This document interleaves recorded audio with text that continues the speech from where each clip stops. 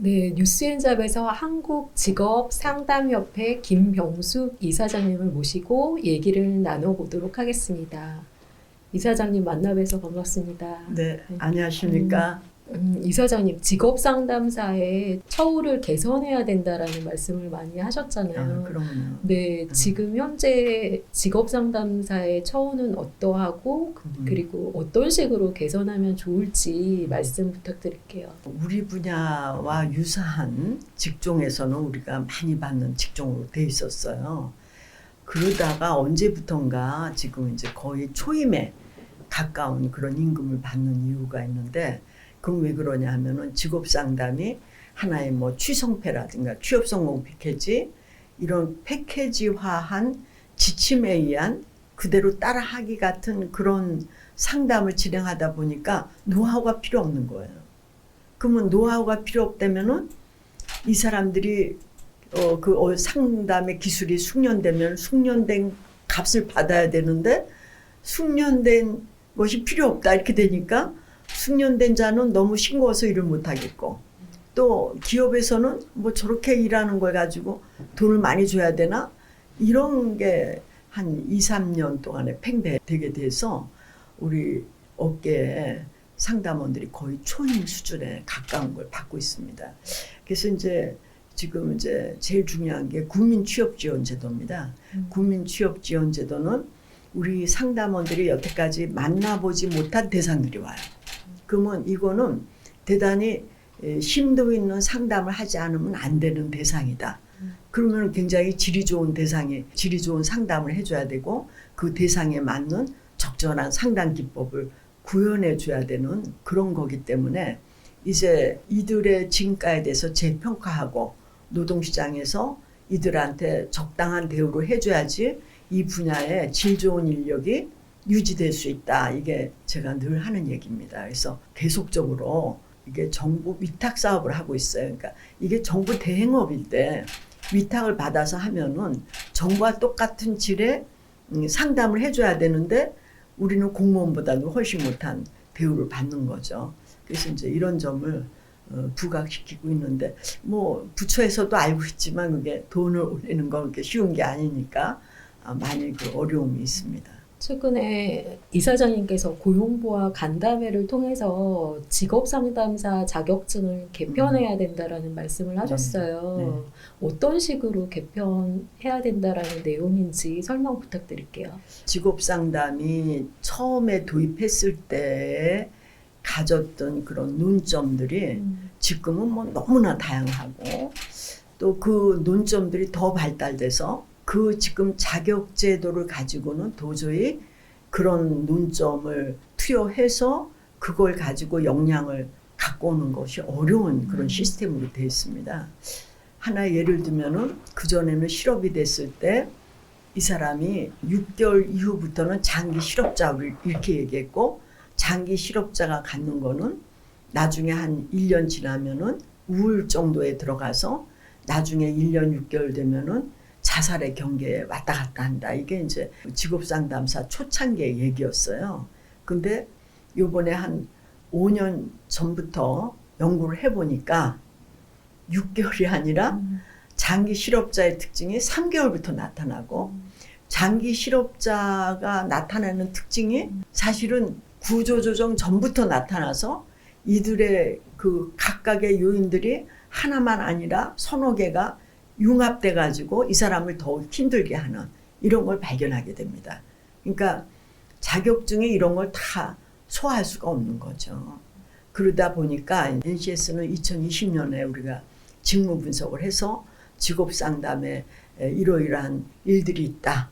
그러면 이걸 가지고 분석한 걸 가지고 이제 학습 모듈을 만들어서 그 학습 모듈에 의해서 공부를 가리키는 이 시스템이 저희 분야가 이번에 모범 시범화된 케이스가 돼서, 그전에는 이 NCS가 교재에 반영하기까지 2년 걸린 거를 1년 만에 끝냈습니다. 그러니까 직업 세계에 대한 거를 아주 빠른 속도로 교과 과정에 반영한 거죠.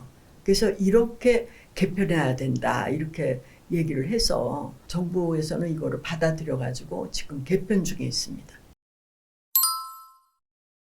지금 2급하고 1급에 음. 대한 차이도 말씀을 하셨고, 직업 상담사 1급 과정이 훈련형으로 바뀌어야 된다라는 말씀도 전에 하신 걸로 기억하거든요. 그러니까 1급이라는 것이 이제 노동시장에 존재하지 않는다. 이게 이제 우리를 공격하는 중요한 그 이슈죠. 취업 성공 패키지라는 거는 1급이 필요 없었어요.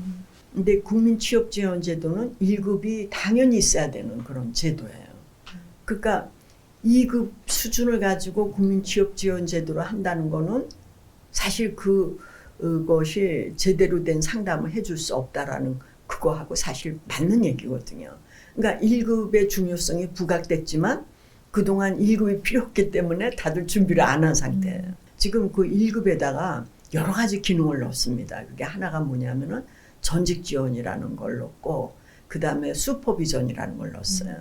그러면은 우리가 생각하는 1급은 굉장한 고도의 1급이죠.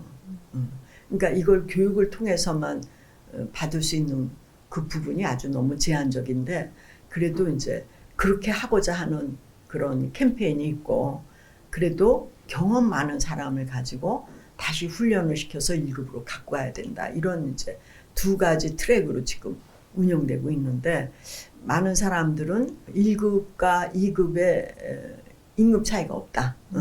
그런 걸 그 탁상 공론에 의해서 1급을 만드는 게 아니냐. 이렇게 이제 지속적으로 얘기가 됐지만은 결국은 국민취업지원제도라는 것이 1급이 당연히 필요하고 우리가 그렇게 그거를 무시하고 안 한 것이 문제 해결할 수 없는 그런 상황에 빠진 겁니다. 그러니까 1급이라는 그 자격제도는 분명히 존재해야 되고 되려 더 강화해야 되고 되려 이거를 더 아주 고도의 훈련을 거친 그런 사람들이 활동할 수 있도록 해야 된다 이렇게 생각합니다. 지금 2급은 연간 3회 실시하고 1급 같은 경우는 1회만 네. 실시하고 있는데 좀 1급에 이렇게 지원하는 사람이 좀 적어서라는 이유인 것 같긴 해요. 그렇죠. 네. 취업 성공 패키지는 1급이 필요 없으니까 원래 이제 필요하면은 자격증을 취득하게 되는데 필요 없으니까 안 한 것뿐이죠. 근데 지금은 1급이 필요한 시대로 왔기 때문에 이제 많은 상담원들이 1급에 도전 중에 있고 작년부터 이제 지속적으로 늘어나고 있습니다.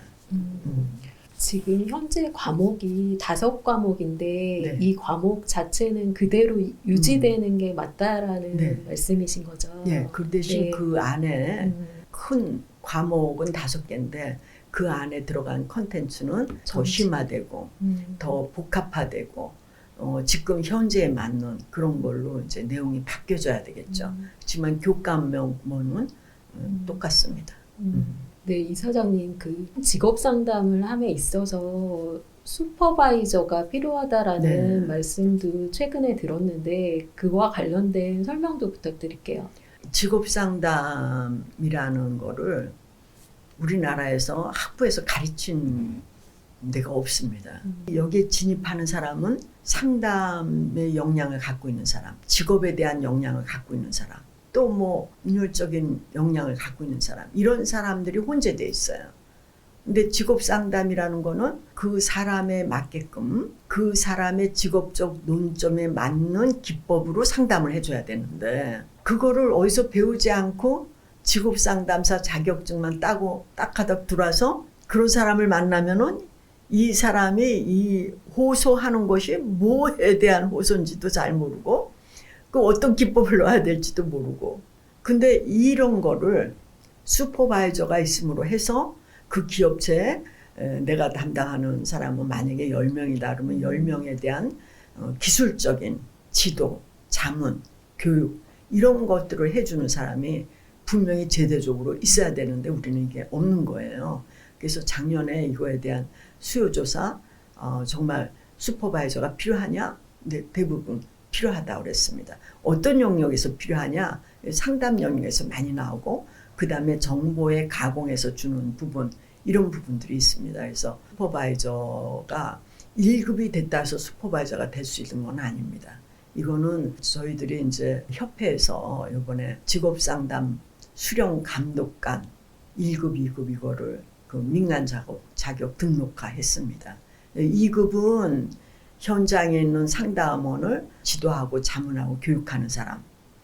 슈퍼바이저의 2급은 이쪽이고 1급이라는 사람은 뭐 수련 감독관으로서 수석인 입장, 가르치는 뭐 교수나 이런 입장이죠. 이렇게 해서 두 가지 트랙으로 이번에 자격증을 냈기 때문에 저희가 이제 야심차게 이 슈퍼바이저를 양성해서 그들이 각 기업에 가서 자기 역할을 한다면은 우리 직업 상담이 여태까지는 어린 짐작의 기술로 자기가 상담을 한 거예요. 그러니까 어린 짐작이 아닌 과학적인 식견을 갖고 상담을 서비스로 할 수 있는 이런 기회가 이제 오지 않을까. 그래서 지금 이 양성을 서두르고 있습니다. 장기간 실직 상태인 사람들의 어떤 특별한 공통점 같은 게 있나요? 그들은 이제 네. 비합리적인 신념을 갖고 있어요. 하나 예를 들면은 내가 이력서를 냈는데 거절당하는 거는 누구도 다 싫죠. 그러니까 거절당하지 않기 위해서 그 사람이 하는 거는 이력서를 안 내는 거예요. 그게 취업이 안 되는 거죠. 저한테 와가지고 50대 된 분이 뭐 나이가 많아서 취업이 안 된다는 거예요.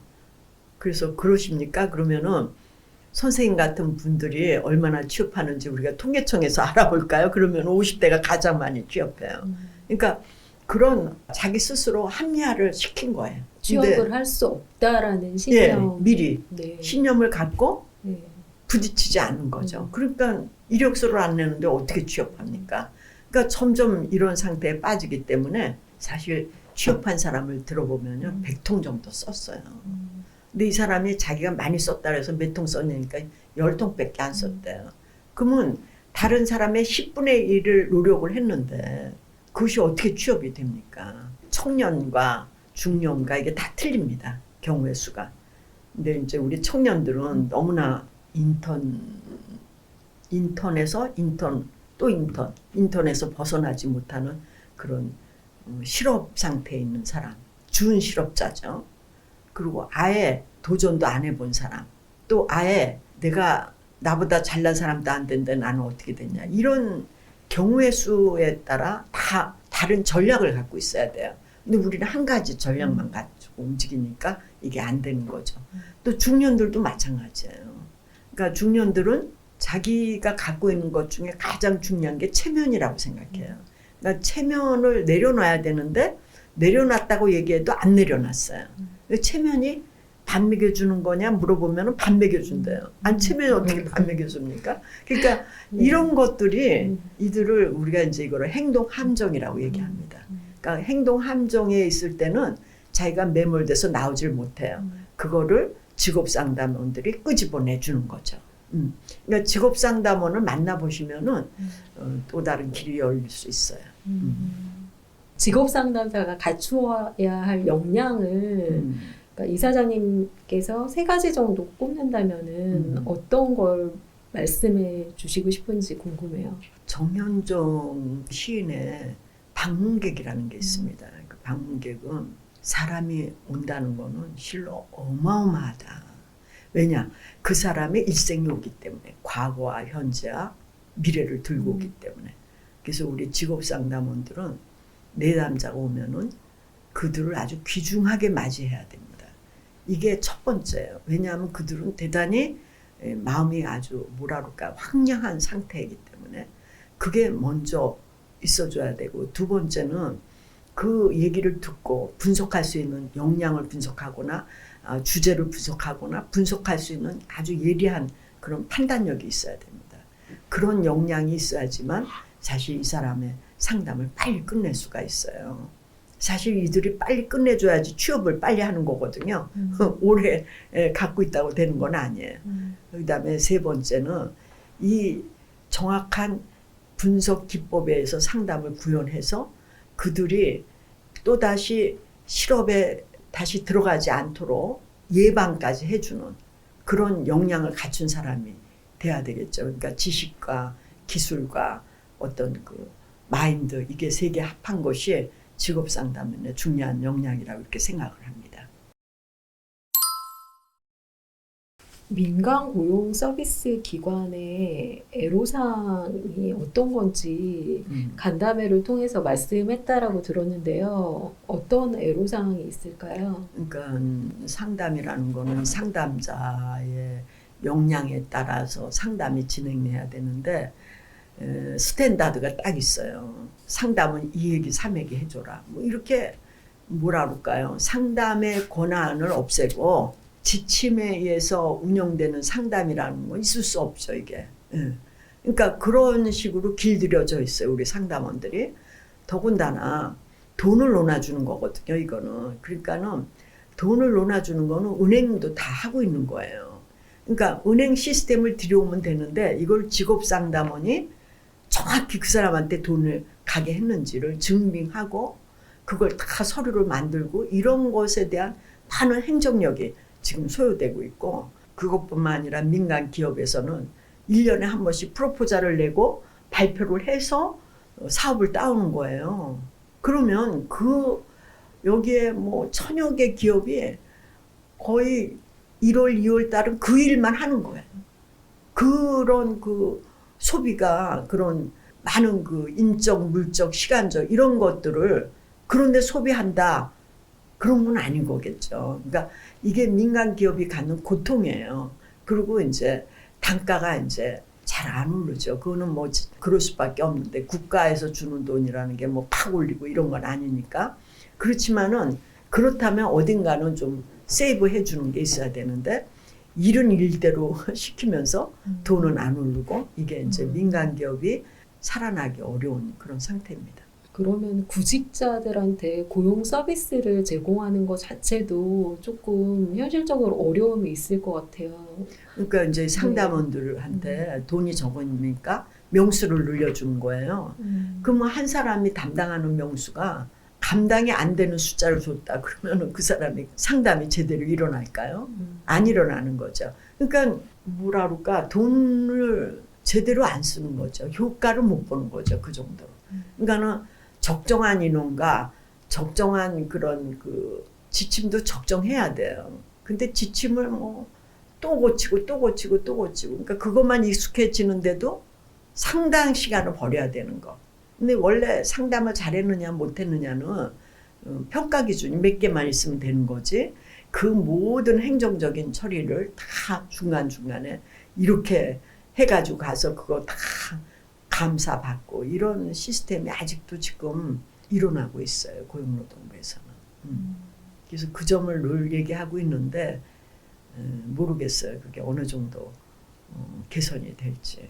지금도 문제점에 대해서 말씀하셨는데 네. 이 외에도 정부 일자리 정책에 대한 문제점이 있다면 어떤 게 있을까요? 그러니까 일자리라는 거는 그냥 건설업을 뭐 하겠다 뭐 이런 식의 생각을 하는데 실제로는 그렇게 접근하는 게 아니라 우리가 갖고 있는 직종이 굉장히 두루뭉실해요. 그러면 이거를 쪼개면은 굉장히 전문화하면은 정말 새로운 직종이 탄생하는 거죠. 이런 걸 일자리라고 하는데 그런 일자리가 아니라 지금 건설업에 돈을 빨리 풀어가지고 건설을 부양해서 거기서 일자리를 만든다. 이런 생각이 천편일률적이에요. 그러니까 직종이 복합화된 거를 더 전문화시키기 위해서 이거를 분리시키는 거를 연구기관에서 해주고, 그리고 그거를 교육기관에서 교육을 시키고, 그리고 직종명으로 새롭게 탄생해서 그들의 일자리를 늘려주고, 이런 거를 늘상 얘기하지만 그런 접근이 지금 일어나고 있지 않아요. 그래서 이 일자리 정책이 어떻게 보면은 그냥 뭐 산술, 평면적인 정책이 아닌가 이런 생각을 합니다. 한국직업상담협회 이사장님으로서 앞으로의 계획은 어떤 건지 궁금합니다. 우리나라에서 실업 장기화돼서 이때마다 다 사람들이 변화하고 있는데 우리는 그냥 한 가지 툴로 계속하고 있는 건 이거는 잘못된 거죠. 그래서 저는 참다운 직업상담이 뭔지를 보여주는 그런 사업을 직업상담협회에서 해야 된다고 생각하고, 그거에 대해서 많은 노력을 하고 있고 특히 이제 이쪽 분야의 학문적인 기틀을 잡아야 된다 그래서 직업학을 좀 더 많은 대학에서 가르칠 수 있는 그런 기회를 잡고자 이렇게 생각을 하고 있고 또 이제 제가 김병숙 자폐 멘탈 클리닉을 통해서 봉사할 수 있는 부분을 봉사하고 지금도 미래 드림 사업을 하고 있습니다. 그거는 이제 봉사하는 거죠. 근데 이제 우리 실업자들이 나이 든 사람들이 주로 많이 가는 뭐 산 앞에다가 텐트를 치고 그들을 위해서 어떤 위로의 장 아니면 취업할 수 있는 역량을 길러주는 그런 걸 봉사하고 싶고 그런 부분들을 많이 갖고 있습니다. 봉사도 하고 직업 상담 네. 업계도 좀 활성화시키는 네. 역할을 네. 앞으로도 계속 하시겠다라는 네. 말씀이신 거죠. 네. 그리고 마지막으로 민간 고용 서비스를 활성화하기 위한 방안이 있다면 어떤 건지 설명 부탁드릴게요. 그러니까 민간 고용이라는 얘기는 정부 대행업이에요. 그러면 정부와 동등한 입장이라는 거죠. 근데 지금은 정부가 위탁을 주는 개념이기 때문에 가까울의 관계를 항상 존재하는 거죠. 사실은 정부가 부탁해야 돼요. 민간 고용 서비스 업체한테. 잘해달라. 근데 항상 뭐가 못 됐느니 떨어뜨리느니 평가에서 뭐 A, B, C들은 나누니 D 몇 번 맞으면 넌 떨어지느니 뭐 이런 그 얘기만 줄창 있는 거죠. 그러니까 우리가 정부 대행업을 한다는 이 자체의 관건을 두고 정부와 파트너십으로 관계를 가졌을 때 이 산업이 발달하지 않나 이런 생각을 하고 있습니다. 정말 갑을 관계일 때가 정말 많은데 개선돼야 될 필요가 네. 있을 것 같습니다. 네, 오늘 말씀해 주셔서 너무 감사합니다. 네. 네, 감사합니다. 네, 감사합니다.